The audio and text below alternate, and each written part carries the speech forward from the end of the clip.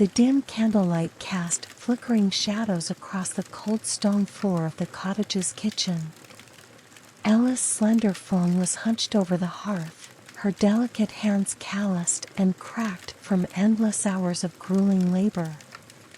The only sound was the gentle hiss of the dying embers and her own ragged breaths, harsh and painful in the heavy silence. From the neighboring room, raucous laughter erupted, shattering the fleeting calm.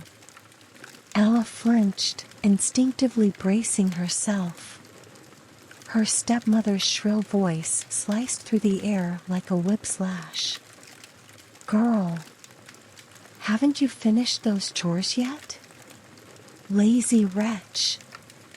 Squeezing her eyes shut, Ella whispered a silent prayer for strength before rising to her feet with weary resignation.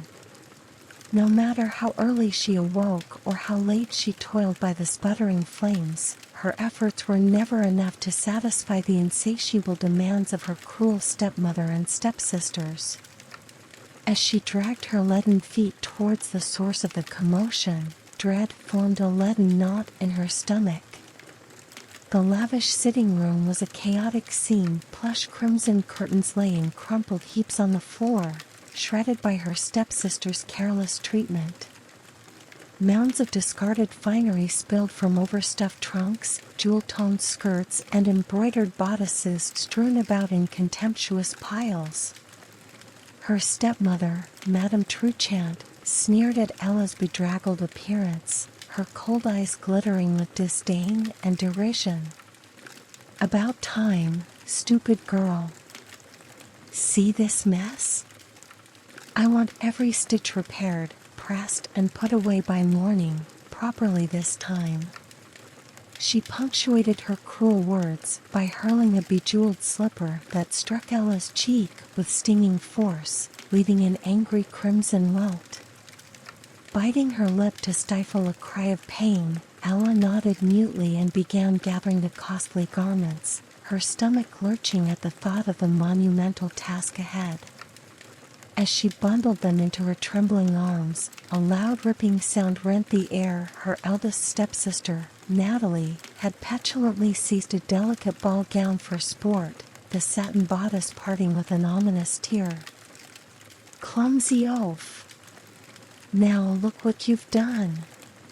Madame Truchant's face purpled with rage as she rushed at Ella, striking her again with a powerful backhand. "This exquisite de Vries gown cost a fortune, you miserable wretch." Ella crumpled to the floor in a heap, cradling the ruined garment as the cruel blows rained down upon her. Her stepsister, Louisa, watched with vacant disinterest from the chaise lounge, idly examining her nails. To them, she was naught but a pitiable servant, devoid of status or basic human dignity. As her stepmother's fury finally abated, Ella lay unmoving amidst the wreckage, wondering if anyone would ever deliver her from this ceaseless torment. The only solace was the fragile hope that perhaps, if she endured enough mistreatment with silent forbearance, the cruel fates would someday exhaust their malice upon her. Of course, in her heart she understood this was merely a desperate delusion to cling to her life stretched before her in an endless succession of degradations and agonizing persecutions from her merciless family, with no prospect of reprieve. But hope, however faint, was a tenuous thread that allowed her to continue drawing breath. The shadows lengthened as the night dragged on, the cold stone walls of the cottage seeming to inch ever closer around Ella. She remained huddled on the floor amidst the ruins of the fine garments, her body aching from the vicious blows, silent tears streaking her bruised cheeks. Her stepmother and stepsisters had long since retired, leaving her alone with the monumental wreckage and her own tormented thoughts. What cruelty would the new day bring? The prospect of enduring this ceaseless anguish and degradation for the remainder of her days caused an icy fist of dread to clench her heart. Would that she could simply slip away in her sleep, sparing herself any further suffering. An image surfaced, unbidden, of sweet oblivion, her battered form finally granted eternal rest. How inviting such darkness seemed in the face of her unrelenting misery. Her trembling fingers caressed the jagged shards of a shattered mirror, stray splinters glinting like ruby drops of blood in the dying candlelight. But just as resignation began whispering its seductive mantras, a cherished vision materialized behind Ella's vacant eyes. She saw her beloved mother's radiant smile, the tender affection that had emanated from her warm emerald eyes. Heard again the soft lilt of her voice, murmuring the fanciful tales of witches and fairies that had brightened Ella's childhood before cruelty eclipsed all joy. In that fleeting reverie, she was once again a smiling girl-child, her mother's doting gaze brimming with loving adoration as she spun the gossamer story of a noble princess, kind, brave and true of heart. The princess, unjustly persecuted by darkness, had prevailed through courage and resilience, banishing evil and restoring light to her beleaguered kingdom. "You see, my darling," her mother's melodic voice would intone, "though terrible ordeals must be endured, goodness cannot be extinguished if we guard the sacred spark within our souls. All it takes is unwavering faith and resolve to unshackle ourselves from the cruelest of prisons." In those wondrous moments, her mother would reach out her slender hand, grazing Ella's cheek with a feather-light caress. "You were born to be my own little princess, mi cielita. Though the rays of fortune do not shine equally on all, your light will never be dimmed, so long as you hold to innocence and truth." The splintered present came crashing back into focus as Ella's eyes drifted shut, the spectral memory fading like wispy tendrils of smoke. Those enchanted narratives seemed to belong to another world, one as remote and ephemeral as the fairy realms her mother had spun to life. Here there were no beacons of hope to pierce the enveloping darkness, only a dreary cyclical torment. And yet Ella's fingers instinctively unfurled from the kaleidoscope of broken shards, an indefinable force staying her hand. Her mother's gentle urgings had been branded into her very being. To relinquish herself to the velvet shroud would be to surrender her lone treasured inheritance. The spark of goodness, truth and courage that had been lovingly kindled and fanned within her mother's tender embrace. Trembling violently, she inhaled a ragged breath and began gathering the tattered garments once more, a flicker of defiance banishing the pall of despair. Though it courted further agonies, she would confront each new cruelty as her mother's cherished princess, with poise, fortitude, and an unshakable kernel of light insulated within her battered soul. While the dark clouds eclipsing her horizon showed no signs of abating, Ella clung to the solitary talisman that was her mere existence, an act of persistence in the face of unrelenting torment. Tomorrow, she would endure. And the day after that. No matter how cruelly the lashes rained down upon her unshielded form, that sputtering spark would remain defiantly lit, fueled by her mother's unwavering conviction in the ultimate triumphs of the good and the beautiful over the profane depths of malice. The pale rays of dawn seeped through the curtainless windows, rousing Ella from a fitful slumber. Her battered body ached fiercely as she unstiffened her cramped limbs from the cold hardwood floor where she collapsed from sheer exhaustion. Glancing around at the meticulously restored splendor of the sitting room, she felt no swell of accomplishment. This brutal cycle was her sole existence, toiling relentlessly only to be tormented anew by fresh indignities and degradations when her endless labors fell short of impossible expectations. As her stepmother's heavy footsteps descended the nearby staircase, Ella instinctively shrank back, bracing herself.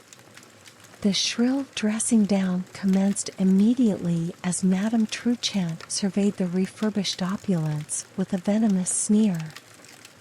"I suppose this shoddy efforts will have to suffice, you incompetent wretch. Now cease your lollygagging and attend me. The Devrose girl's wedding calls for a full regalia of new attire which must be acquired promptly in town."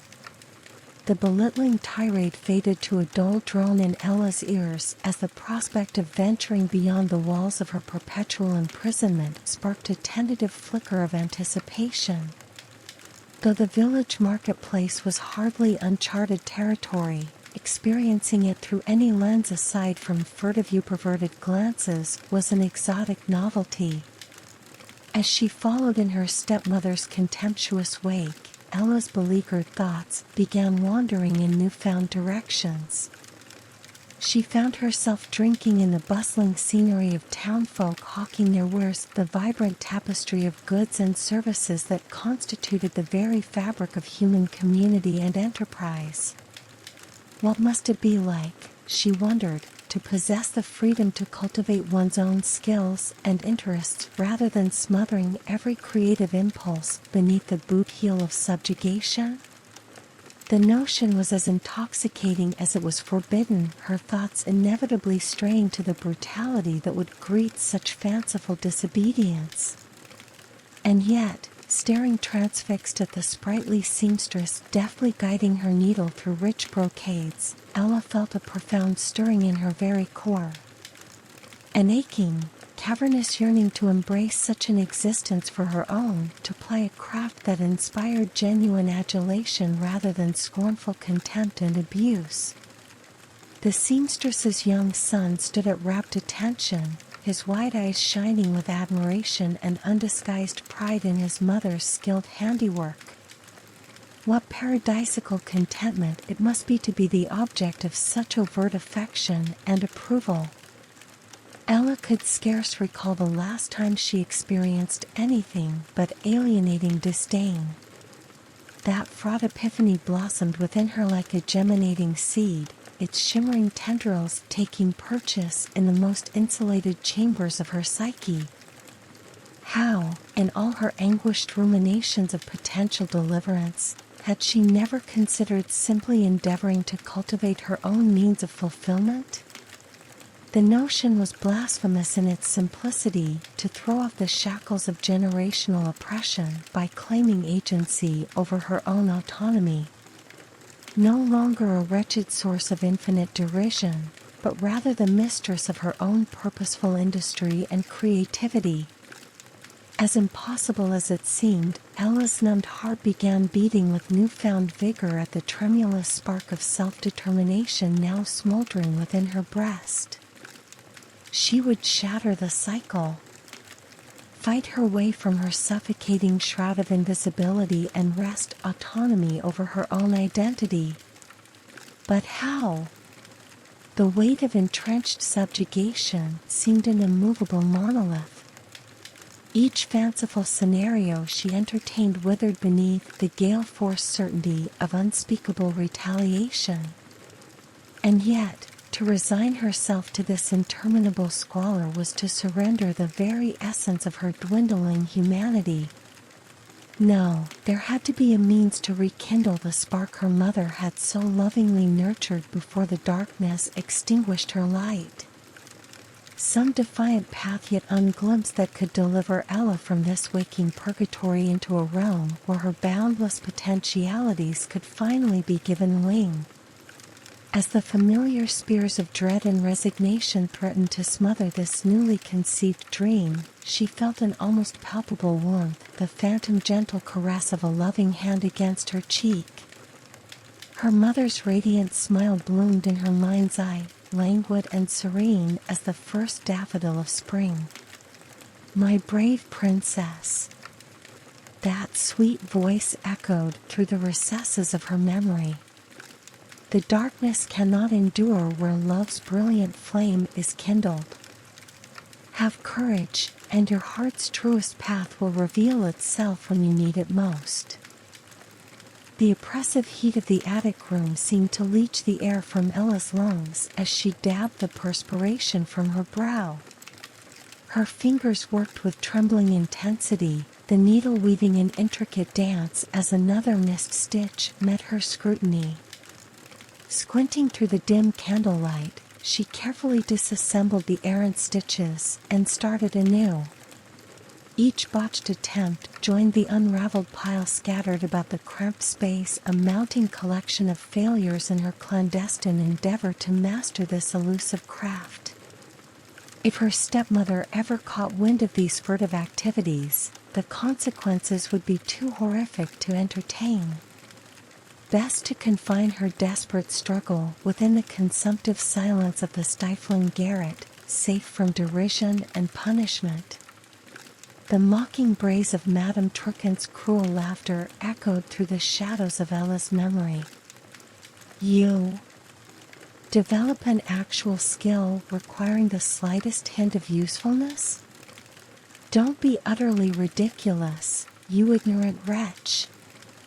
Gritting her teeth, Ella resolutely dispelled the torment of those biting words.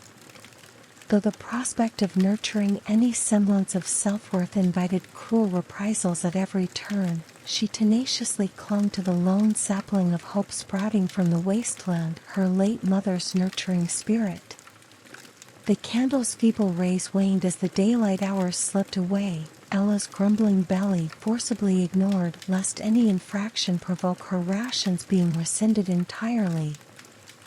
Finally, the guttering flame winked out in an encompassing blackness. Blindly her fingers found the day's handiwork, carefully secreting it into the work table's hidden nook before retrieving the meager heel of stale bread from its hiding spot. She chewed mechanically, the long-ingrained habits of silent self-preservation permitting no outward hints of her inner rebellion.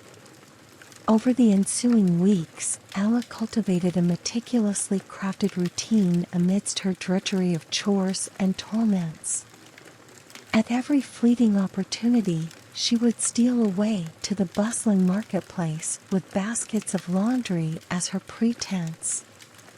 There, amidst the kaleidoscope of merchants hawking their wares, was the wizened seamstress and her tiny shop a ramshackle den of soothing order.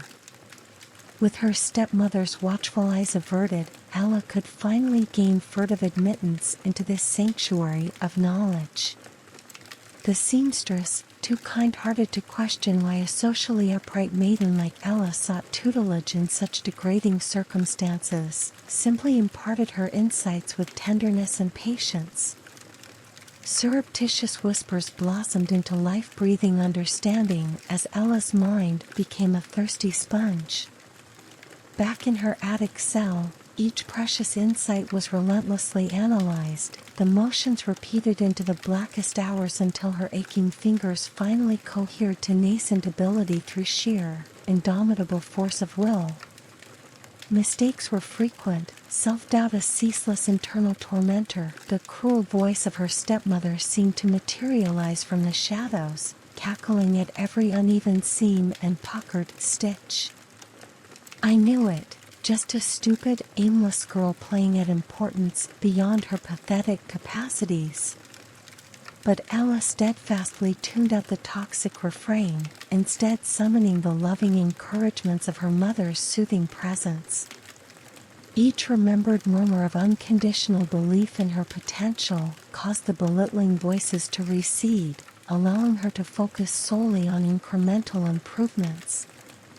Stitch by merciless stitch, her increasing technical prowess began capturing the breathtaking needlework of the garments gracing the shop's display. No longer malformed tufts of frayed thread, but gossamer odes to the resilience of the human spirit woven into being. Finally, one fateful dawn as the village smoke hazes first began filling the crisp air, Ella gathered her most passable works and stole away towards the DeVrose estate, her heart hammering with trepidation. The imposing manor's service entrance loomed, and she instinctively knew that simple knock could unhinge her life's path for all destinies, for the faintest whiff of defiance would provoke unbridled savagery. And yet, she raised her fist. Madame Devrose answered with her customary contemptuous sneer, no doubt primed to unleash a torrent of abuse. Ella braced for the onslaught, steeling her resolve as she unwrapped the bundled handiwork with a trembling hand. "Madam, I took the liberty of learning a tradecraft in needlework and tailoring, to offer my humble services." The scathing rebuttal died on the noblewoman's lips as she absorbed the intricacies of the proffered garments. Slowly, tentatively, her bony fingers traced the delicate patterns in evident awe. "These extraordinary details, a coarsened wretch like you produce this caliber of work?" For once, her voice was drained of mocking condescension, replaced by naked astonishment. A heavy silence fell between them, laden with unspoken implications. Finally, Madame Devrose cleared her throat, features hardened into businesslike resolve. "Very well. For a trifling wage stipend, I shall permit you to undertake tailoring my Amoranti dinner ensemble for close assessment. But take heed if your skilled mummery fails to manifest itself. The penalties shall be severe." And with that, Ella's fragile hopes finally cohered into tangible reality. The first legitimate coin she could ever claim as her own, a prospective path towards emancipation from her life's ceaseless torment unfolding before her. Clutching her earnings with transcendent elation, she mouthed a silent prayer of eternal gratitude towards the heavens above for the unflagging determination instilled by her mother's conviction which had carried her this far. It was but a foothold, a precarious toehold in her struggle for liberation. More anguish and degradation loomed, storms to be endured with the implacable resilience which had become her soul's armor. But ignited by this wavering spark, Ella sensed herself undergoing a profound metamorphosis. With each clandestine stitch and covert practice, she was transcending her existence of invisible indignities and emerging into radiant possibility, unstoppable as the dawn's advance after the blackest night. The exquisite gown seemed to shimmer with ethereal radiance, the delicate embroidery glinting like captured starlight. Ella's calloused fingertips traced the intricate needlework with a sense of surreal detachment, scarcely crediting that her own hands had wrought such splendor. "Breathtaking," the royal seamstress murmured in an awed hush. "These stitches evince a preternatural mastery of technique beyond your years, milady. Truly, you have been blessed by the celestial muses themselves." Ella felt herself flush crimson at such unmerited acclaim. Just mere seasons ago, she'd been a wretched, invisible waif systematically crushed under the boothiel of ceaseless cruelty and scorn. To now reside in the opulent palace of the very nobility whose whims had dictated her unrelenting torment, it beggared belief. And yet, here she stood, the royal seamstress' most accomplished protégée, entrusted with adorning the blushing bride of the prince himself on this blessed day of nuptials. Everywhere Ella turned, society's elite fawned over her with reverential murmurs, coveting the chance to engage her seamstress services. What celestial intervention had permitted this remarkable reversal of fortunes? Her own mind could scarcely trace the ripples that turned the inexorable tide. It had begun with that first, tentative sale to Madame Devrose, the singular foothold that evolved into commissions throughout polite society. The clandestine talents honed through years of lovingly absorbed insights and tenacious self-flagellation were suddenly the crown jewels of genteel sophistication. Coin flowed into her calloused palms in abundance, liberating Ella to discreetly rent a modest flat of her own on the town's outer spiral streets. no longer subjugated beneath the lash of her stepmother's sadistic rages and petty savageries. It was on one auspicious spring morning that fate's immortal gales ushered Ella into the presence of visiting royalty. The Grand Duchess of Chambord was so enraptured by the needlework gracing the Devereux's ball gown that she immediately engaged Ella's exclusive services for an exorbitant stipend.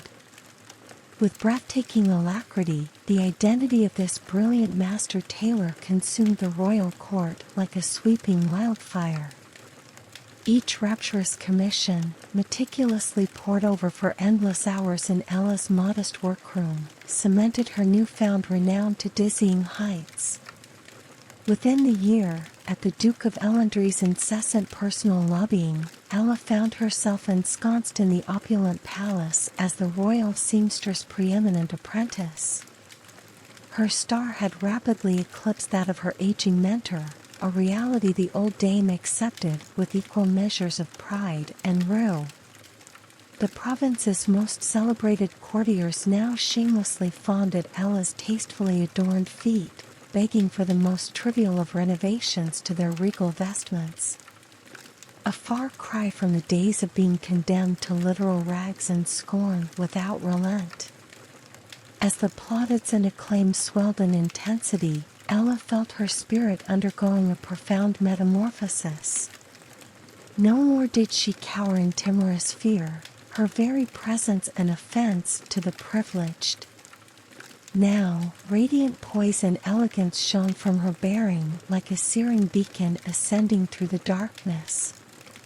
The young women of the village, scorned and abused in many of the same unconscionable ways Ella had endured, soon found succor and mentorship from her elevated standing. With quiet grace, she bankrolled trade schools, employed destitute lasses in her burgeoning staff, and admonished the menfolk to amend their brutish ways through the commanding gravity of her moral suasion. As coin and property accumulated from the aristocracy's willful patronage, Ella became the de facto patron of the common folk.